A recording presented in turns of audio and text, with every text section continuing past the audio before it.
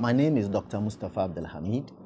I'm Minister for Information, Republic of Ghana, and also spokesperson for the President of the Republic of Ghana. Well, the World Press Freedom Day is a day that is set aside by UNESCO, of course, with the endorsement of the United Nations, for promoting and highlighting issues of press freedom around the world, issues of free speech, issues of good governance, and if you want, even accountability. Now, these are very important issues for promoting global good governance and for eradicating poverty and also fighting corruption and holding leaders to account and so on. And so Ghana agreed to host this year's World Press Freedom Day because, of course, in Africa, we are basically the poster boy for democracy in Africa. I mean, Ghana is held in very high regard, as far as our democratic credentials are concerned. There are only very few countries in Africa that have the enviable record of changing governments, and for that matter, political parties, through free, fair, and transparent elections. We are fortunate at this time in our history to have a president who led the repeal of the criminal libel law in our country that has virtually allowed the press to blossom in our country.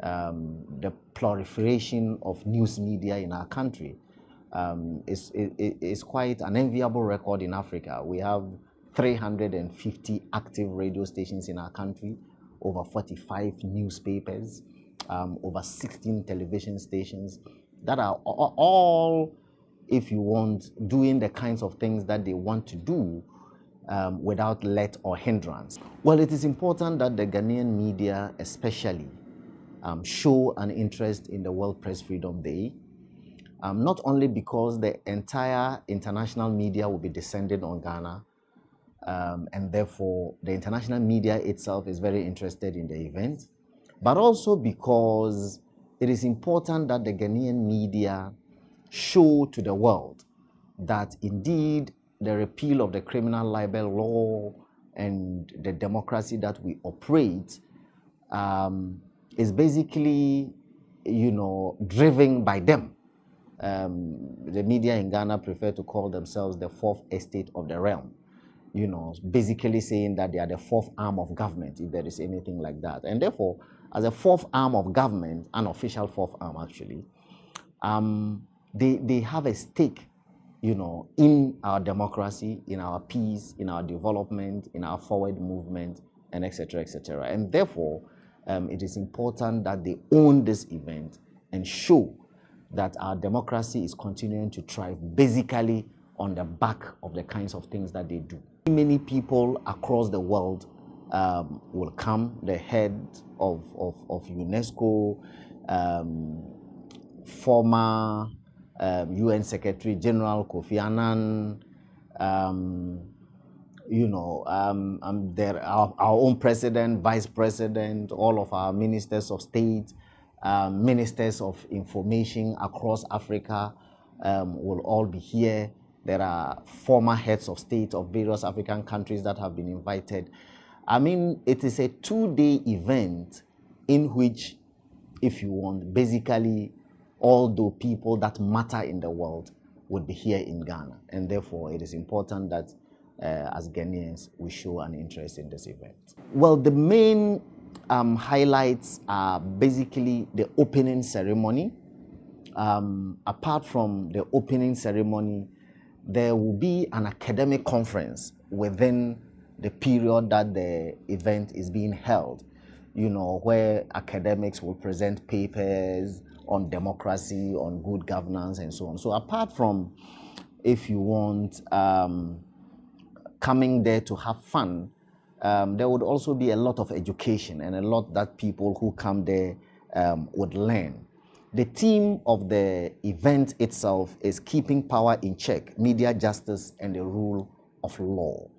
Now, at the end of it all, there would also be the UNESCO Guillermo Kano World Press Freedom Prize, where journalists who have distinguished themselves in various areas of the journalistic endeavor, will be given awards. The opening ceremony would be done by the Vice President of the Republic of Ghana, Dr. Mahmoud Bawumia. The President of the Republic himself would be at the dinner and awards night. So there would also be a welcome cocktail at the International Press Center, which basically will be hosted by the Ghana Journalists Association and so on. So there's quite, if you want, a motley of events that will excite everybody's interest. My message to everybody else is that you cannot get a better opportunity to market either your organization or your product than this. And I'm sure this comes once in a lifetime, basically, because I don't know when else Ghana would have the opportunity to host an event like that. We are going to have perhaps over 500 international visitors coming into Ghana. They are going to come with dollars, with pound sterling, with euro, all kinds of currencies, and they are going to spend this money. So it's an opportunity for you to partner us, to come on board, to sponsor, to associate with us in whichever form, because it's going to give your product or your organization visibility, and therefore you are going to get a lot of patronage. Whatever money that you put into this event, I believe that there will be enough dollars and euros circulating in Ghana those few days for you to be able to plow back your profits. What I can add is that I am personally very excited that God put me in this ministry at this time to be the host minister for this event. I'm not sure that of the over 6 billion people on earth, even 0.0001% of the world's population get an opportunity to be where I am. So I am very, very excited.